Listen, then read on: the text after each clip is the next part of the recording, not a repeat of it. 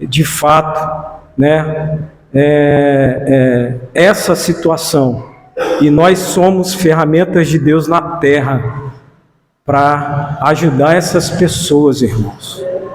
A igreja está aqui para isso. Amém? Isso é sério. Quem respondeu a enquete que o Alan colocou, está lá. Quantas vezes você já pensou, né? Você não se sente bem, não está feliz? A enquete que ele respondeu é um sinal, irmãos. É um sinal que a gente tem que estar atento. Quantas vezes a gente tem ficado irritado? Com que frequência a gente tem ficado irritado? Irmãos, isso é coisa séria. É coisa séria. Amém? Eu queria aproveitar esse momento, antes de nós entrarmos na palavra propriamente, de te orarmos por isso. Tá? Você que está aí no seu lugar, feche os teus olhos. Pai, são dados alarmantes, são situações gravíssimas. E nós, como igreja, queremos, ó Deus, entrar nesse terreno, entrar, Senhor, nesse assunto, um assunto, ó Deus, muito às vezes romantizado, ou que pessoas estão exatamente tentando se promover através desse assunto, mas que de fato a nossa comunidade, a nossa congregação, a nossa igreja possa, Senhor, através do Teu Espírito, do Teu discernimento e da Tua direção, aprender sobre esse assunto, Senhor, e cuidar uns dos outros diante das dificuldades que temos, Senhor.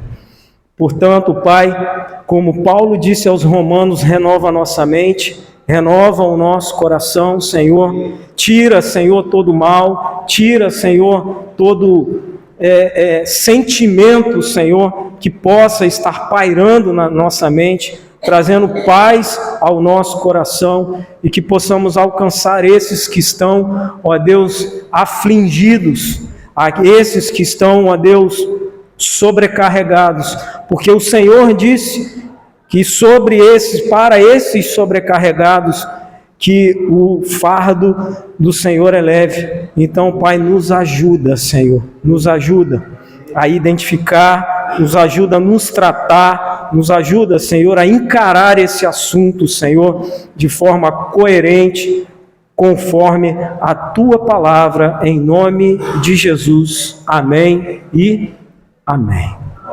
Glória a Deus. Finalmente, depois de 258 dias, estamos encerrando agosto.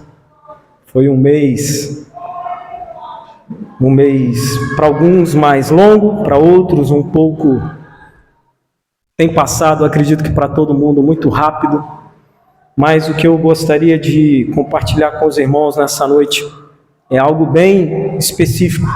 É algo que eu confesso aos irmãos que tem sido muito pouco pregado nas igrejas. A gente às vezes estuda, a gente fala, mas pouco tem se falado sobre uma doutrina bíblica importantíssima. E eu queria que você abrisse a sua Bíblia em João, no capítulo 14, a partir do verso de número 15. João, capítulo 14, a partir do verso de número 15.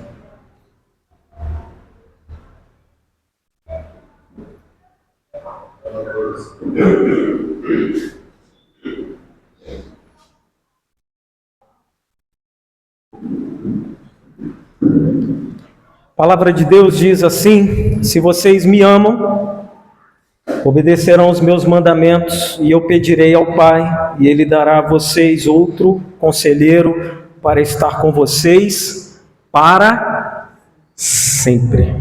Não é só hoje, não é só amanhã, não é só estando na igreja, é para sempre. O Espírito da verdade. O mundo não pode recebê-lo, porque não o vem, nem o conhece, mas vocês conhecem, pois ele vive com vocês e estará em vocês. Não os deixarei órfãos, voltarei para vocês. Dentro de pouco tempo, o mundo não me verá mais. Vocês, porém, me verão, porque eu vivo vocês também viverão. Naquele dia compreenderão que eu, que estou em meu Pai, vocês em mim e eu em vocês. Quem tem os meus mandamentos e lhe obedece, esse é o que me ama. Aquele que me ama será amado por meu Pai, e eu também o amarei e me revelarei a ele. Verso 22 disse então Judas, não o Iscariote: Senhor, mas por que te revelarás a nós e não ao mundo?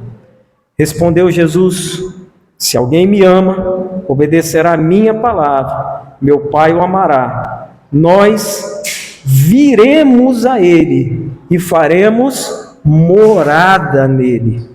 Aquele que não me ama, não obedece às minhas palavras, essas palavras que vocês têm ouvido não são minhas, são do meu Pai que me enviou.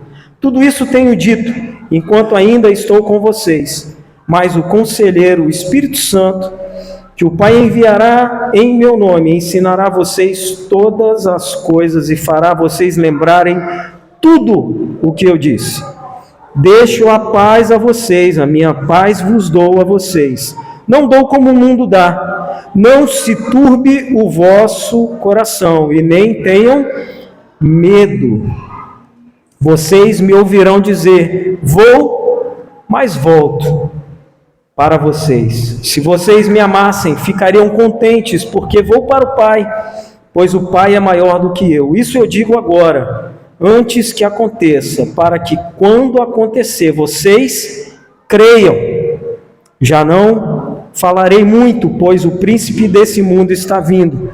Ele não tem nenhum direito sobre mim. Todavia, é preciso que o mundo saiba que eu amo o Pai e que faço o que meu Pai me ordenou. Levantem-se e vamos daqui. Senhor Deus, louvado e engrandecido seja o teu nome pela tua palavra. Obrigado, Senhor, por esse texto. Obrigado, Senhor, pelo teu Filho vivo aqui na terra. Pelo teu Filho, Senhor, que venceu a morte. Pelo teu Filho que obedeceu e cumpriu na íntegra, em detalhes, Senhor, todos os teus desígnios. E por isso nós estamos aqui nessa noite, reunidos em teu nome, para te louvar e te engrandecer.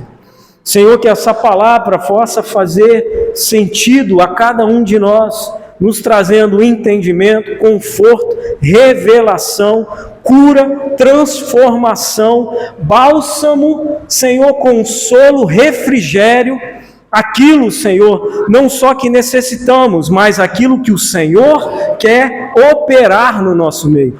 Portanto, Deus, nós te suplicamos, fique à vontade, Espírito Santo de Deus. Espírito Santo de Deus que traz o convencimento do pecado e do juízo. Fique à vontade, Pai, para glorificar o teu nome no nosso meio, em nome de Jesus. Amém e amém. Os irmãos podem ficar à vontade. Irmãos, esse texto, teologicamente falando, ele é um marco. Ele é extremamente profundo, ele traz exatamente mais vários ensinamentos. Mas para que a gente possa aproveitar o tempo da melhor forma possível, a gente precisa entender algo muito simples, mais profundo que estava acontecendo nesse texto. Na minha versão diz promessas, Jesus promete o Espírito Santo. Jesus nesse momento estava onde? Se você voltar aí e der uma breve folheada ali na sua Bíblia, você vai perceber que Jesus estava ali, exatamente no momento da ceia. Ele estava ali na despedida dos seus discípulos, ele estava ali naquela fase final, dando aquelas últimas orientações, dando aqueles detalhes finais ali do que estaria por vir, dando exatamente aquele desfecho desfecho. E na presença de quem, irmãos? Jesus não estava na presença da multidão, mas ele estava na presença dos discípulos, dos mais íntimos. Então essa palavra, irmãos, ela é direcionada exatamente para os discípulos, não eram para aqueles que queriam, simplesmente ou puramente ser curado. Essa palavra ela não estava sendo direcionada para aqueles que estavam duvidando de quem é Cristo. Essa palavra essa palavra, irmãos, ela foi dada à mesa, num momento extremamente íntimo, num momento ali de compartilhamento, amém? Que Jesus estava ali dizendo, olha, estamos aí no desfecho de todas as coisas.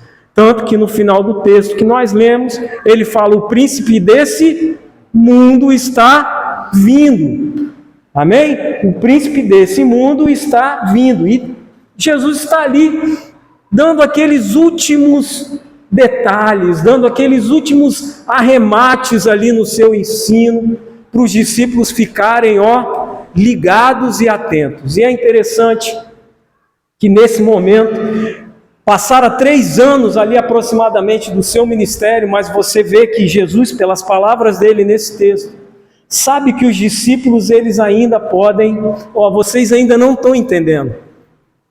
Jesus chega a dizer, olha, vocês deveriam ficar felizes pelo que está acontecendo. Jesus sabia que os discípulos, ao vê-lo sendo crucificado, martirizado, sofrido, Jesus sabia que eles iam ficar tristes. Mas Jesus falava, olha, quem dera que vocês, com as minhas palavras, quem dera que vocês conseguissem entender a beleza do que está prestes a acontecer. Porque a partir do momento que tudo isso acontece, irmãos, todo o cumprimento dessa obra salvífica, irmãos, a história do mundo começa a ser escrita exatamente num novo tempo. E por isso, irmãos, a gente precisa entender isso, essa beleza, a beleza desse texto, a beleza das palavras de Jesus. Porque ele começa dizendo exatamente aos discípulos, se vocês me amam e me obedecem. Se quem ama e quem obedece, irmãos, Jesus está dizendo, olha, quem me ama e quem me obedece, vai ter o Espírito Santo dentro de vocês. É quem me ama e quem me obedece. E não há como, irmãos, a gente criar, nós já falamos sobre isso incessantemente, não há como a gente criar esse relacionamento, não há como a gente criar essa intimidade sem o conhecimento, sem o contato, sem o convívio. Amém, irmãos? Não tem como, sem o convívio. Então ele está falando exatamente para pessoas que convivem com ele. Amém? Não são exatamente, nós não podemos enquadrar as pessoas que admiram, as pessoas que acham legal, as pessoas que acham bonito, não, ele está falando para pessoas exatamente que o conhecem, que têm convívio com ele. E Jesus começa dizendo exatamente isso. E logo em seguida, irmãos, eu fico pensando, a gente sempre, João Paulo tem falado nas sexta-feiras, a gente sempre, às vezes, quantas vezes você pode ter vindo aqui, nossa, mas hoje a palavra foi dura, foi pesada, eu queria uma palavra de esperança, e eu fico imaginando num dia de hoje, irmãos, que às vezes a gente vem sem perspectiva na casa do Senhor, e Ele nos traz essa palavra, dizendo, afirmando que nós não estaremos desamparados. E quantos aqui estão aqui nessa noite hoje e estão se sentindo desamparados, irmãos? Olha o que ele diz a partir do verso de número 18: não os deixarei órfãos, voltarei para vocês, dentro de pouco tempo o mundo não me verá mais, vocês porém me verão, porque eu vivo, vocês também viverão. Então é sim uma esperança, é sim um refrigério, é sim um amparo, irmãos.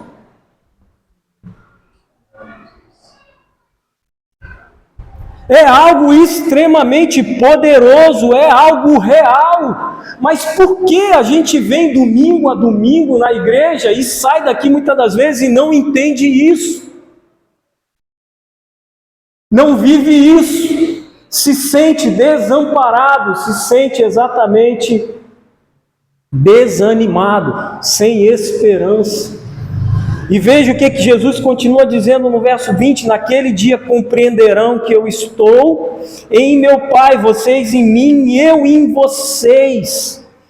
Quem tem os meus mandamentos e lhe obedece, esse é o que me ama. Aquele que me ama será amado por meu Pai, e eu também amarei e revelarei a ele.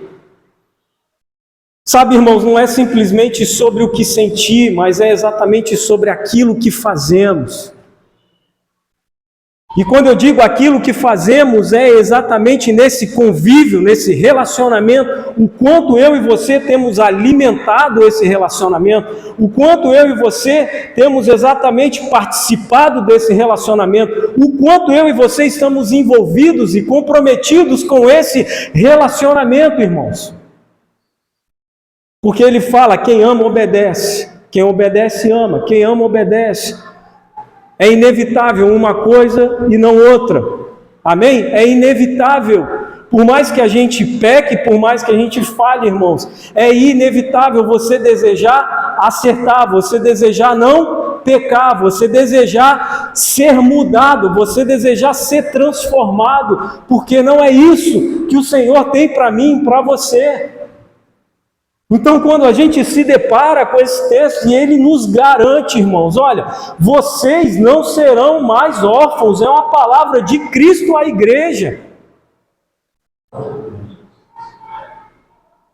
É uma palavra de Cristo à igreja. E é tão interessante isso, e a gente percebe pela pergunta de Judas no verso 22, como a perspectiva dos discípulos ainda estava aquém do propósito de Jesus. Porque Judas, ele vai perguntar: mas se o Senhor, mas por que te revelarás a nós e não ao mundo? Irmãos, muitas das vezes nós queremos a Cristo só para a gente. A ideia desses discípulos era exatamente essa.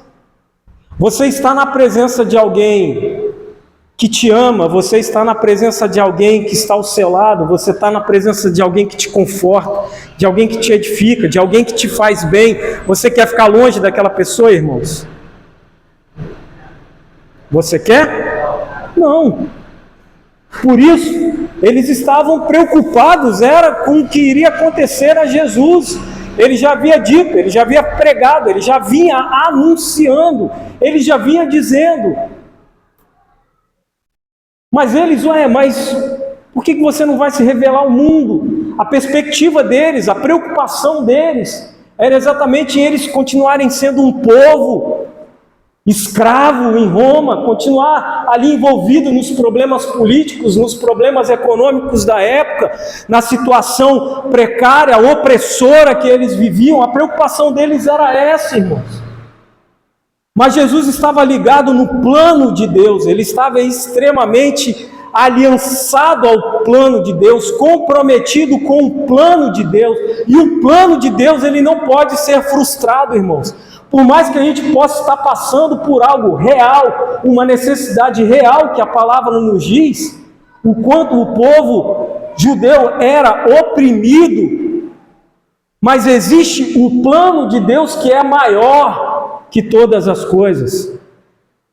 E Jesus continua dizendo, e irmãos, no verso exatamente 22 a 24, ele nos traz essa doutrina, irmãos, que, como eu disse, por muito tempo, e eu acredito que a gente medita sobre isso pouco.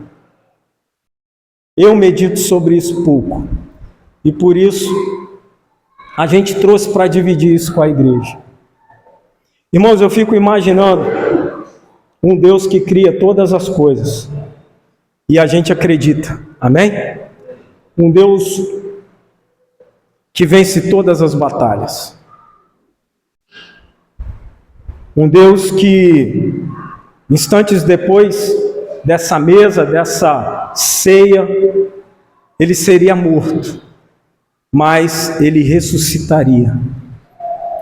Um Deus que tem regido e controlando toda a história para que a vontade dele se cumpra.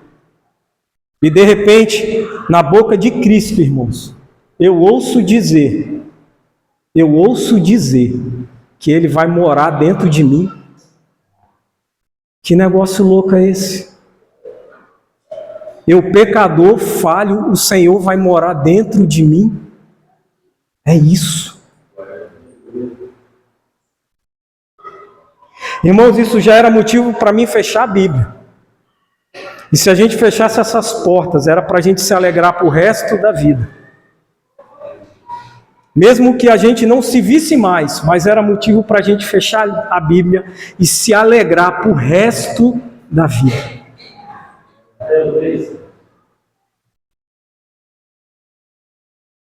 É claro que ele foi bem claro que existe a condição. Mas ele garantiu que esse é o desejo do Pai, e assim ele faz para cumprir. Irmãos, vamos raciocinar algo. Se essa convicção estivesse dentro de nós, a gente continuaria praticando coisas que a gente ainda pratica? A gente continua fazendo coisas que a gente ainda faz? Se a gente estivesse plenamente convicto dessa promessa, o Senhor, o Espírito Santo de Deus, ele mora dentro de nós. Isso aqui não exige nenhuma volta de interpretação, não exige nada de diferente para que a gente possa entender. É isso mesmo. O Espírito Santo de Deus, aquele puro, santo, imaculado, perfeito, aquele Espírito Santo de Deus, ele mora dentro de mim, pobre, sujo, perdido. Você crê nisso, meu irmão?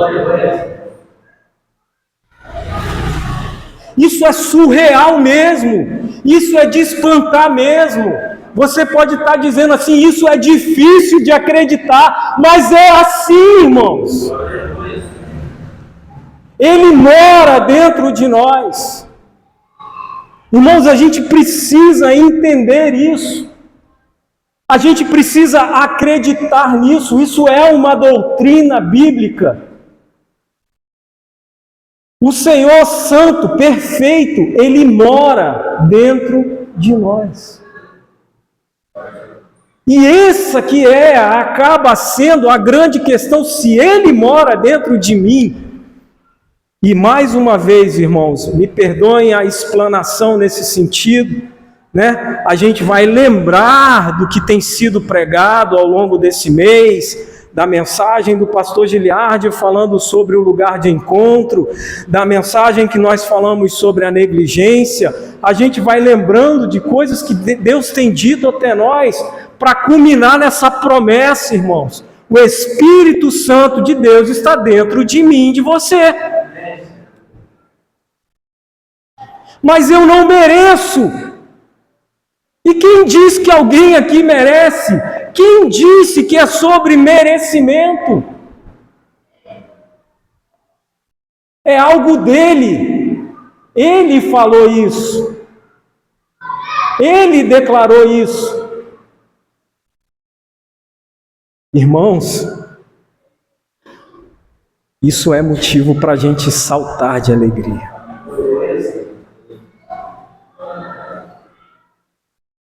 Peraí, Pai, mas eu faço coisas erradas. Eu faço coisas que não te agradam.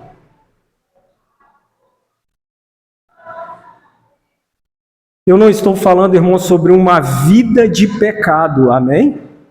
Eu estou falando sobre aqueles exatamente que lutam, amam e obedecem. E aí eu vejo o tamanho da promessa, a grandeza desse Deus, ao ponto, de fato, de querer estar tão junto dos seus filhos, de quem Ele criou, a ponto de dizer que Ele quer morar em mim e você. Será que nós estamos dispostos a isso? Será que nós que estamos aqui vemos isso como um privilégio? Será que nós que estamos aqui reconhecemos isso como motivo de alegria ou peso na alma? Caramba, estou lascado. Jesus mora dentro de mim, e agora? Como é que fica? Será que é assim que a gente pode estar pensando, irmãos?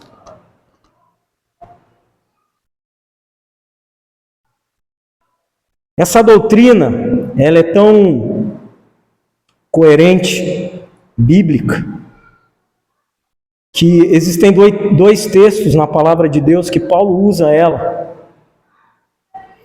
para exatamente ilustrar o quanto ela é valiosa. Eu queria que você abrisse a sua Bíblia em 1 Coríntios capítulo 3, verso 16 a 17.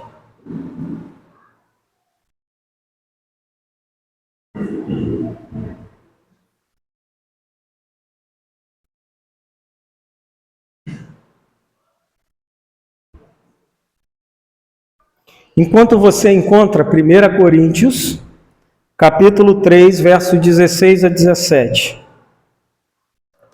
Irmãos, raciocina comigo, Antigo Testamento. Deus queria estar entre eles. Amém? Novo Testamento. Deus está dentro deles. Você tem noção do que é isso? Você tem noção do quanto isso é valioso? 1 Coríntios 3, 16, 17. O que diz aí? Vocês não sabem que são templo do Espírito de Deus? Perdão, são templos de Deus, templo de Deus, e que o Espírito de Deus habita em vocês, verso 17.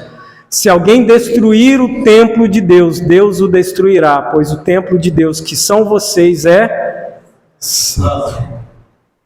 Esse texto, Paulo vai dizer isso aos coríntios, porque o que estava havendo? Divisão na igreja. E aí Paulo faz aquela declaração, uns são de Apolo, outros são de Paulo. No meio de uma divisão da igreja, Paulo lembra, olha, vocês são templo de Deus. Um outro texto, também muito significativo, 1 Coríntios capítulo 6. Vá lá, por favor, 1 Coríntios capítulo 6, verso 19 a 20.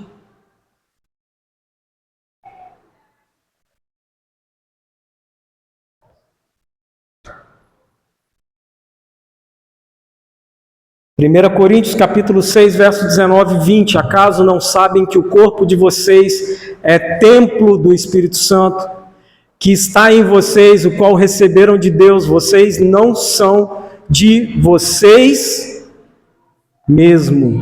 Foram comprados por um preço, portanto, glorifiquem a Deus com o corpo de... Irmãos, que texto! Quem aqui foi comprado? Pois é. Esse corpinho que você vê ele no espelho todo dia, ele não é seu. E aí? Se ele não é seu, os desejos dele não têm mais importância. Se ele não é seu, o desejo dele precisa ser acabado. Irmãos, por que nós ouvimos e vimos na palavra de Deus sede santo, porque eu sou santo? Por que Jesus disse lá em João 14, que nós lemos, que nós temos que obedecer?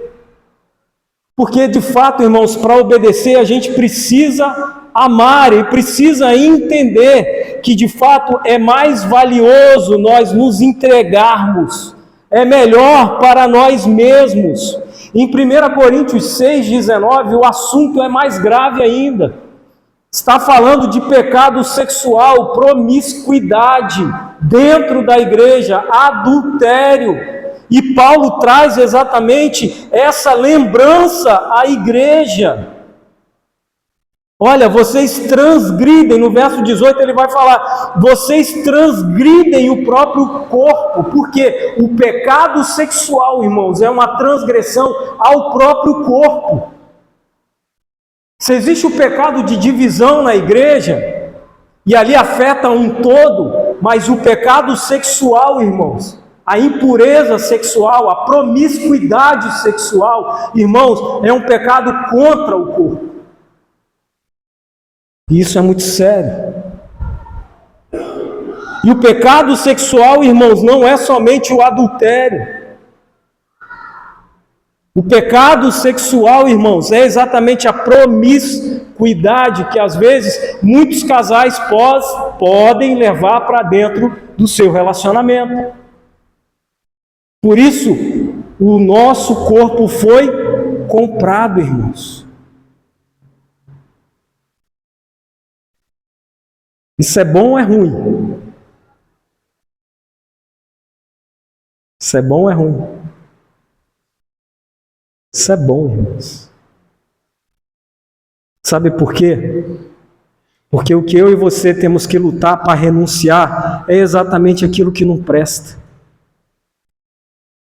O que eu e você precisamos nos esforçar para renunciar é exatamente o que não presta. É prazer passageiro, é prazer momentâneo, não é a real alegria. São coisas que eu e você podemos cometer que vai exatamente transgredir a Deus. E o nosso corpo, irmão, é templo do Espírito Santo. Ele habita em nós. E o negócio é tão maravilhoso, o negócio é tão poderoso, que no verso 25 lá de João 14, ele não só vai dizer que ele habita, mas que ele faz algo em relação a gente, que é exatamente o quê? O consolo. Então, não é simplesmente sair carregando o Espírito Santo dentro da gente, mas é entender que esse Espírito Santo, ele consola, irmãos. Irmãos, são promessas de Jesus, doutrinas bíblicas para mim e para você. Isso é refrigério para a nossa alma. Isso é presente de Deus para mim e para você. Isso é graça, isso é favor imerecido. Na sua mente talvez tenha acabado de pensar isso, mas eu não mereço o Espírito Santo dentro de mim. Ninguém aqui merece, mas aprove Ele dessa forma. Porque não é sobre o que a gente quer, mas é sobre os planos dele, que jamais serão frustrados, irmãos. E a gente precisa entender isso. Isso não é um sentimento, isso não é uma utopia, isso não é um filme de ficção científica, isso não é história qualquer de um livro, não. Isso é a palavra de Deus, o próprio Cristo declarou isso. Para aqueles que o amam e obedecem, o Espírito Santo está dentro de você. E o negócio, irmãos, é tão poderoso, que depois Paulo vai dizer em Gálatas 5, que esse Espírito Santo dentro de mim, ele frutifica. Gálatas 5, 23 vai dizer o quê? Qual é o fruto do Espírito? É o amor, a benignidade, a longanimidade, a paciência, a alegria. E aí, quando eu entendo exatamente o que significa isso, o Espírito Santo de Deus dentro de mim, ele frutifica, irmãos. Eu vou entender que não é pela minha própria força, não é pelo meu merecimento, não é porque eu faço isso ou é aquilo. A gente precisa entender, irmãos. A gente precisa entender algo valioso da palavra de Deus. Às vezes, a gente está tão preocupado em fazer algo Guarde isso no teu coração. Às vezes a gente está tão preocupado em fazer algo, que o principal a gente não fez, que é se entregar. A gente quer fazer sem se entregar, e na realidade o que a gente precisa é, primeiro, se entregar, para depois a gente fazer. Primeiro eu me entrego a Cristo, primeiro eu me rendo, primeiro eu me submeto, primeiro eu entendo exatamente o que é essa obra salvífica, e aí a partir daí eu começo a fazer, porque vai ter sentido. Não é simplesmente fazer para ter algo, isso é legalismo religioso. Eu vou fazer algo para Deus me abençoar. Isso é legalismo religioso. Amém? O que Deus nos propõe é, eu não estou pedindo para você fazer nada, irmãos. O que eu estou pedindo para vocês fazerem é, se entreguem. Abram o coração de vocês. Se entreguem. Se eu paguei pelo corpo de vocês, então que vocês entreguem esse corpo para mim. Completo, corpo, alma, raciocínio, mente, entrega ele. E a gente, irmãos, às vezes está relutando há anos com essa doutrina e a gente ainda não entendeu. Quando nós falávamos no domingo passado sobre a nossa fraqueza espiritual, irmãos, está aqui a resposta. Jesus quer morar o Espírito Santo de Deus quer morar dentro de nós, mas a gente reluta, a gente não quer, a gente não deixa. Como? Quando eu não obedeço, quando eu não amo, quando eu não me submeto. Então, irmãos, a gente não deixa. E aí a gente passa a nossa caminhada cristã todinha nessa luta. A gente tem uma caminhada cristã inconstante. A gente tem uma caminhada cristã rasa. Por quê? Porque a gente não entendeu que o mais importante não é aquilo que eu e você estamos fazendo, mas o mais importante para Deus é o quanto nós estamos nos entregando a Ele. Porque à medida no que eu me entrego, irmãos, é inevitável eu não fazer alguma coisa. E eu acredito que os irmãos aqui têm experiência em relação a isso. Quanto mais você se entrega a Deus, mais você tem vontade de fazer algo. Mais vem algo diante de você, mais vem algo na sua mão. Não é por imposição, não é porque alguém falou, não é porque o pastor falou, não é porque a igreja precisa, não tem nada a ver com isso. Mas é exatamente o quanto você entendeu isso. Porque, irmãos, quando eu amo a Cristo, quando a gente entende isso, entende que Ele está dentro de nós, irmãos, não tem como a gente ficar parado. Porque se Ele está dentro de nós, Ele nos consola, Ele nos dá ânimo, Ele nos dá esperança. É Ele, irmãos. Amém? Não é a circunstância, não é o marido, não é a esposa, não é o filho, não é a filha, não é nada disso, é Ele. Ele está dentro de nós, Ele está nos movendo, Ele está nos dando esperança em meio à aflição, Ele está nos dando uma visão mais adiante, Ele está trazendo luz às nossas trevas, Ele está clareando as coisas, é Ele, irmãos. E a gente, muitas das vezes, como cristão, estamos mendigando, irmãos. Mendigando. Às vezes, relacionamento com outras pessoas, sendo que nós temos um Deus, irmãos, que habita dentro de nós. Habita dentro de nós, irmãos. Quando a gente entender isso, irmãos, isso é poderoso. Isso é poderoso porque exatamente eu não vou viver à medida do que as pessoas têm a oferecer para mim. Mas eu vou viver exatamente à medida da direção e do consolo e do apontamento de Deus para a minha vida, irmãos. E eu vou conseguir olhar para o meu irmão e vou entender, ele é tão pecador quanto eu. Ele precisa de Deus tanto quanto eu. Ele tem falhas tanto quanto eu, porque não há um justo sequer, ele disse.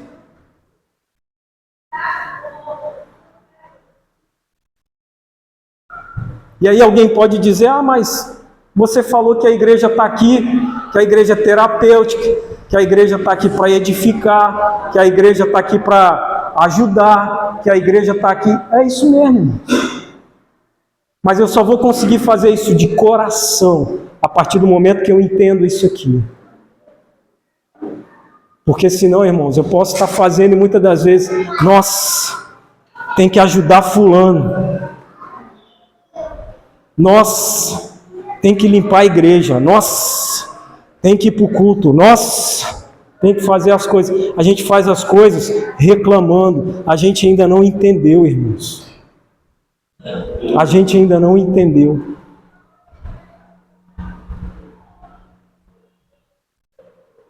Jesus falou que o Espírito Santo ia morar dentro de mim e de você. Tem sentido isso? No verso 28 a 30, ele ainda vai dizer, vocês me ouviram dizer, vou, mas volto para vocês, se vocês me amassem, ficariam contentes, porque vou para o Pai, pois o Pai é maior do que eu.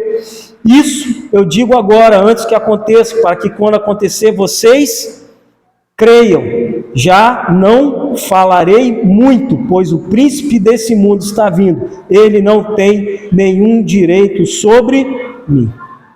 Aí eu te pergunto, se nós estamos nele, ele estamos em nós, o príncipe desse mundo tem algum direito sobre a gente?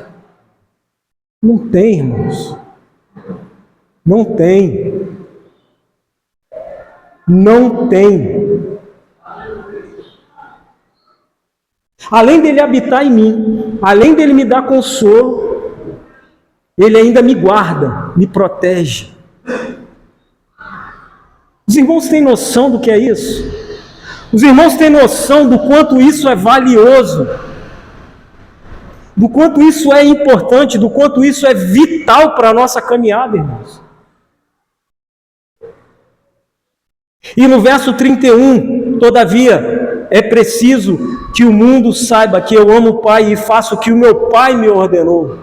Jesus está dizendo, não é Satanás que vai ganhar, não é o príncipe desse mundo que está fazendo alguma coisa, não é o governo de Roma que vai me crucificar, não são os judeus que vão me crucificar, não. Eu estou indo em obediência ao Pai. E aí, irmãos, quando a gente entende tudo isso, por último, Jesus fala o quê? Levanta, vamos. E eu acredito, insisto, irmãos, como nós declaramos no domingo passado, essa noite é mais uma noite para a gente levantar e ir. A gente precisa levantar e avançar, irmãos. A gente não pode, irmãos, viver somente baseado nas circunstâncias. A nossa vida não pode ser baseada numa boa ou numa ruim notícia. Nós não podemos, eu falo isso por mim, eu não posso. Eu preciso exercitar isso, eu preciso pôr em prática a palavra de Deus na minha vida, para que exatamente eu acabe com essa inconstância na minha vida. Nós precisamos, irmãos. Porque enquanto nós estivermos nesse mundo, nós teremos aflições. Mas eu não posso, está tudo bem agora, então eu estou bem com Deus. Não está bem agora, eu não estou bem com Deus. Não é assim, irmãos. Não é assim.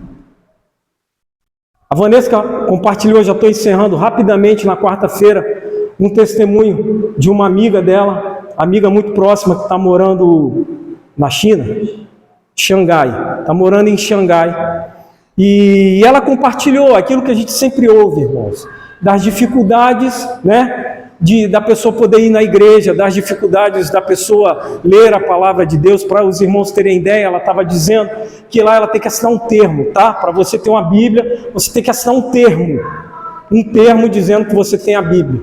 tá? Os encontros lá não são assim, não é uma porta aberta, não é um prédio, não é um salão aberto. Eles se reúnem assim em cima da hora, num grupo lá, meio que de WhatsApp, um grupo lá que eles trocam um comunicado ali, ó, vamos se reunir em tal lugar, e ela de lá, dizendo que lá tem pessoas de outras nações, russos e pessoas de outras nações, brasileiros, e as pessoas ávidas, irmãos, em exatamente poder sentar, congregar, ouvir a palavra de Deus, cantar um cântico, louvar o nome do Senhor e ir para suas casas, irmãos.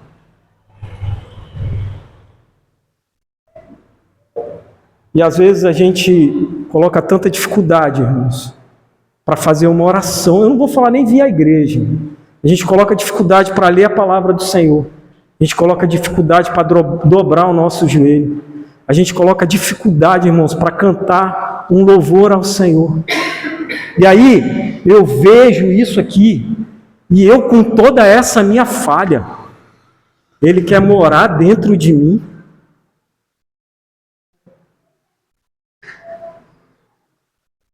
Eu não sei os irmãos, mas eu me sinto constrangido. Eu me sinto envergonhado. Envergonhado. Porque Ele é fiel, irmãos.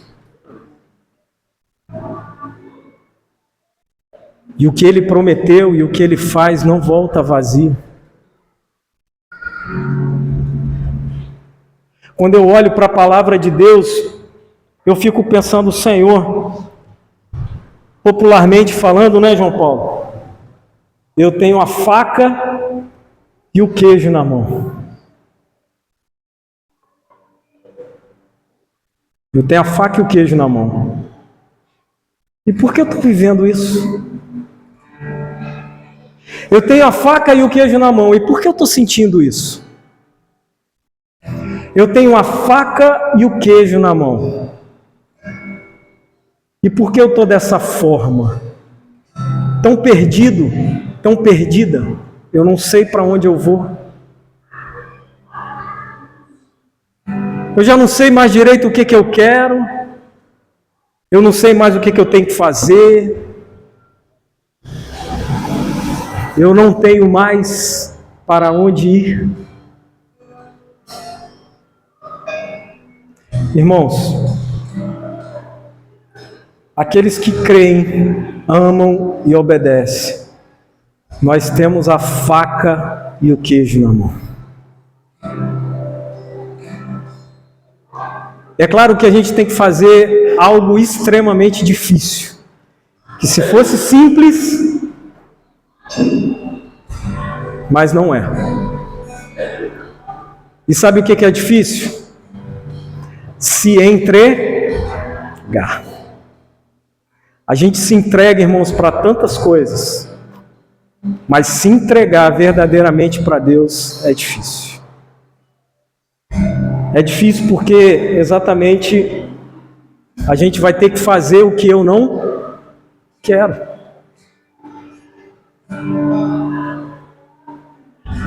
Eu vou ter que parar de fazer coisas que eu gosto. Eu vou ter que parar às vezes e mudar hábitos. Eu vou ter que mudar minha forma de enxergar o mundo. Eu vou ter que olhar para essa faca e para esse queijo. E vou ter que ver a história que eu fui criado, a minha criação. E vou ter que ali desmanchar muitos castelinhos, muitas coisas que foram construídas ali. Porque por mais que houvesse uma boa intenção, amor, cuidado, não é a palavra de Deus. Ah, mas eu vou fazer porque a minha mãe fazia. Não, peraí. Mas o que a sua mãe fazia estava de acordo com a palavra de Deus? Ah, mas eu sou assim, meu pai era assim. Não, não é assim não, meu irmão.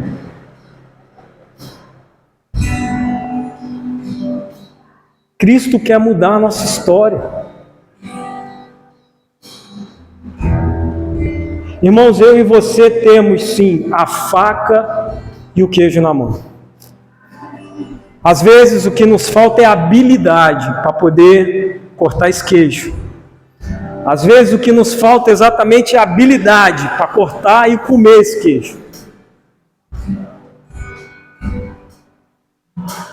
Por isso eu queria te convidar a se levantar nessa noite.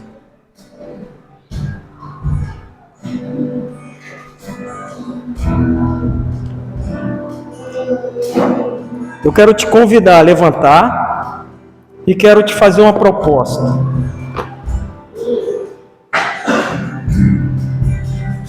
Quero te fazer uma pergunta. E aí, vamos ou não vamos? Vamos romper, fazer o que for preciso, vamos mudar, vamos nos entregar, ou agora não é a hora ainda? Feche os teus olhos, fale com o Senhor sobre isso.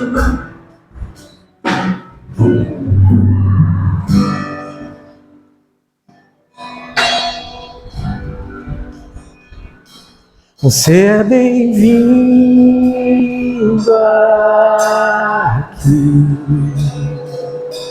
A casa é sua, pode entrar.